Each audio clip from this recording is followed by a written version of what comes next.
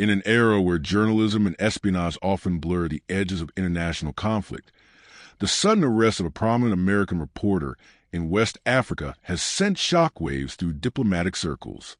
What began as a routine news assignment quickly spiraled into a high-stakes geopolitical standoff between Burkina Faso's military-led government and the United States. At the center of the storm stands Captain Ibrahim Traore, a rising figure in Africa's anti-imperialist wave, and James Caldwell, a war correspondent accused of being more than just a journalist. This is a gripping story of how a supposed reporter was captured, interrogated, and accused of spying in one of Africa's most volatile regions, reshaping alliances and testing the limits of press freedom on the global stage. The sun beat down hard on the dusty streets of Ouagadougou, but inside the heavily guarded military compound near the presidential palace, tension hung heavier than the midday heat. Rumors have been circulating for days. Whispers in the market, murmurs in cafes, chatter among soldiers of a foreign operative, a spy, caught red-handed. But no one had expected the official statement to come so soon, nor for it to name an American journalist. The announcement came during a live broadcast by state-run RTB, Radio Diffusion Television du Burkina. Dressed in full military fatigues, President Captain Ibrahim Traore stepped up to the podium flanked by top security officials. He spoke in his usual measured but firm tone.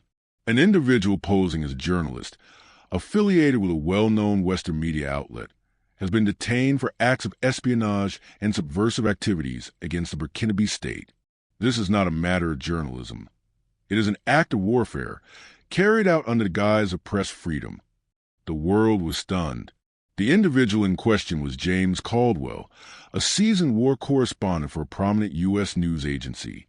Known for his reporting in conflict zones across the Middle East and Africa, Caldwell had entered Burkina Faso on a journalist visa in late February, supposedly to cover the country's transition from military rule to what Washington hoped would be a civilian-led democracy.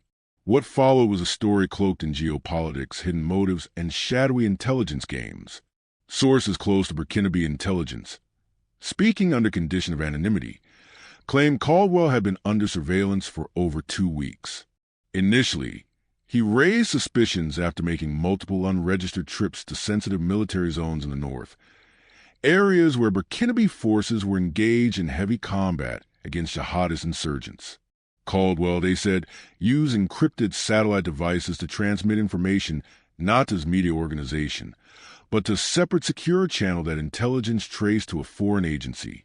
On March 3rd, he was intercepted at a checkpoint outside Djibo with 2 local contacts and confiscated equipment, including high-resolution drone footage of military installations, maps marked with unit movements, and a digital recorder containing hours of covert interviews with dissident elements within the Burkinabe military.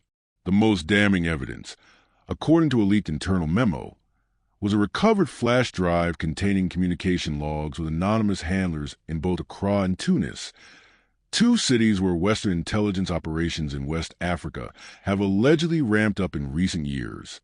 Within hours of the broadcast, the U.S. State Department demanded Caldwell's immediate release, citing protection of journalists under international law. Spokesperson Amanda Harris issued a strongly worded statement.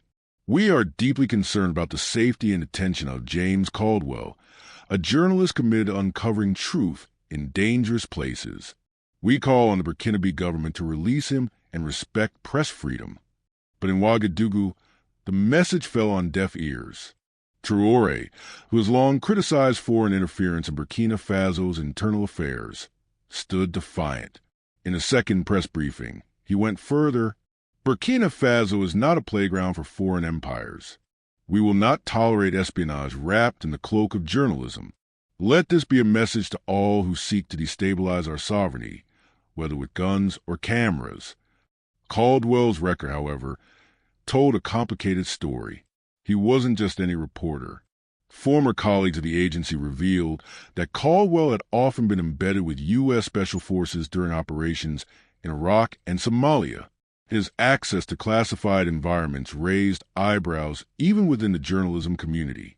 One former editor admitted, "He always got stories no one else could, It was as if he was one step ahead of the rest of us, always. A senior Burkinabe intelligence officer, speaking anonymously to a French outlet, claimed Caldwell was working under a covert operation tied to AFRICOM's regional interests. Whether this was disinformation or a credible intelligence leak remains contested. The incident deepened the already strained relations between Burkina Faso and Western governments. Under Traore's leadership, Burkina Faso has pivoted away from France and the West, aligning more closely with anti-imperialist rhetoric and Pan-African solidarity. He has hosted high-level delegations from Mali and Niger, both ruled by military juntas, and there is growing speculation of a new regional bloc forming, one that rejects Western military presence and economic dictates. Traore has accused Western powers of fueling jihadist violence through proxy groups and using NGOs and journalists as tools of soft espionage.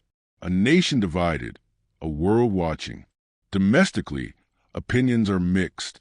While many Burkinabe citizens rallied around Traore, viewing the arrest as a bold move to assert sovereignty, others feared escalating diplomatic isolation and economic sanctions. Human rights groups voiced concern about Caldwell's safety, warning against politicizing journalism. But to Traore, this was not merely about one man. It was about the principle of independence, of a nation tired of foreign dictates and ready to forge its own path, however dangerous. As of mid-May 2025, James Caldwell remains in custody. Talks are ongoing between Burkinabe officials and African Union mediators, but Traore has refused to negotiate directly with Washington.